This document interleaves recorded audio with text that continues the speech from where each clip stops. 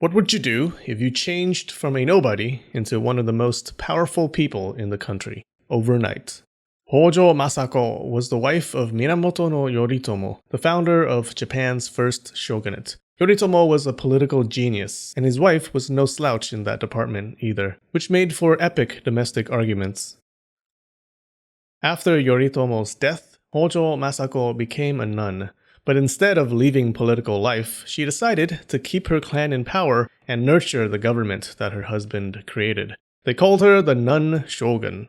Masako was born in 1157 to Hojo Tokimasa. The Hojo were a tiny slice in the large pie that was the Taira clan, the clan who dominated the Japanese court at the time. Hojo Tokimasa was the head of the Hojo family and was lord of some small lands in Izu province. He was actually the small fish in the area, surrounded by much bigger fish, but his fortunes would later change. In 1160, when Hojo Masako was 3 years old, the Taira exiled young Minamoto no Yoritomo to Izu province. His father had fought against the Taira in the Heiji rebellion and lost.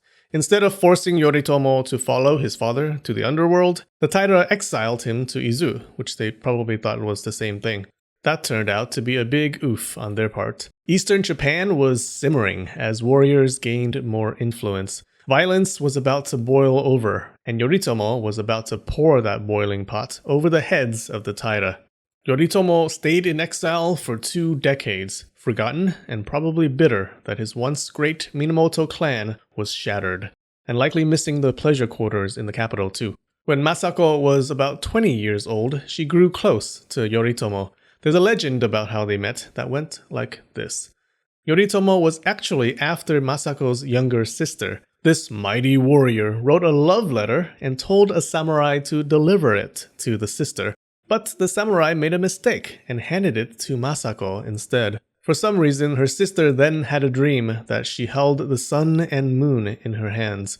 When she told Masako this, Masako convinced her sister that this was a bad omen and bought the dream from her. Yep, she bought the dream. She gave her sister a kosore for it. Back then, you could buy someone's bad dream to remove the bad luck from that person. But Masako was tricksy and believed that this was actually a good dream that would bring her good luck. It seemed to have worked out because she did become the wife of Yoritomo, who would later found the shogunate. The story was probably only a legend, though.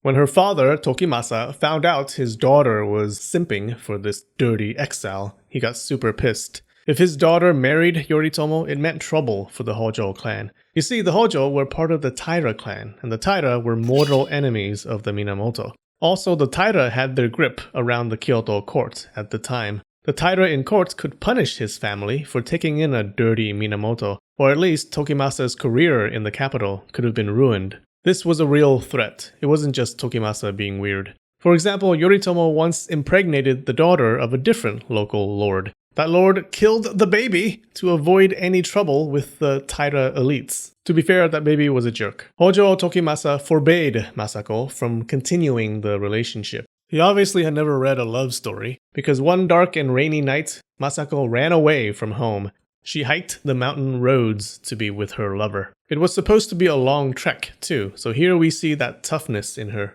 The couple lived in a mountain temple for a while, hiding from Masako's father, until the old man finally relented and allowed them to marry. So, why did Masako go against her father's wishes? Was it really for love, or was it for something else? There is a view of Hojo Masako that she's ruthless and ambitious, so she might have wanted Yoritomo because he was a Minamoto and was destined for great things. She wanted to be the wife of a shogun.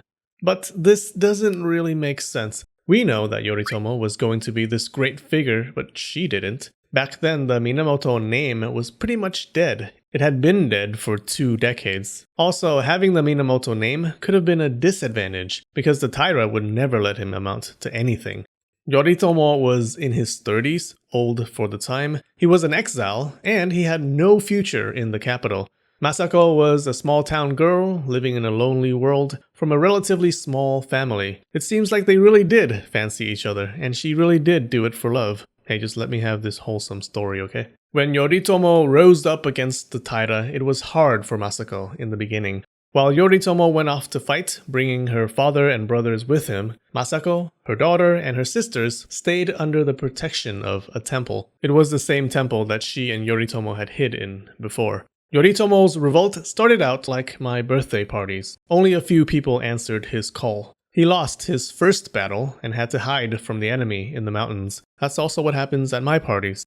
Masako heard the news, but did not know if anyone she knew survived. She had two choices: stay at the temple and wait for the Taira to come after her, or run away to hide somewhere else. The warrior monks of the temple were on the Minamoto side and were ready to defend her, but she knew that they'd be overwhelmed, so she chose to run to a small village, not knowing what the future held.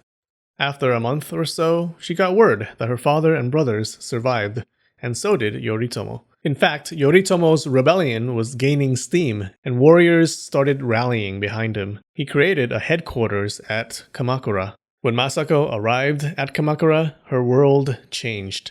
Everyone treated her and her husband with respect, calling them by names reserved for members of the imperial family. She went from a woman of minor status to the wife of the most powerful man in the East.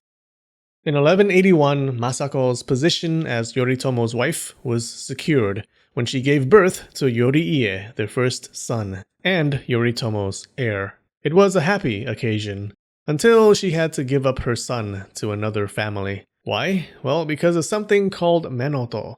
So you're familiar with wet nurses, right? No, wet nurse, woman you hire to breastfeed your baby. That's what menoto literally means, but it's so much more than that. A highborn family would give their child to another family who will raise the child. The mother wouldn't raise her own child. So menoto didn't just refer to the wet nurse, but the entire family that raises the child.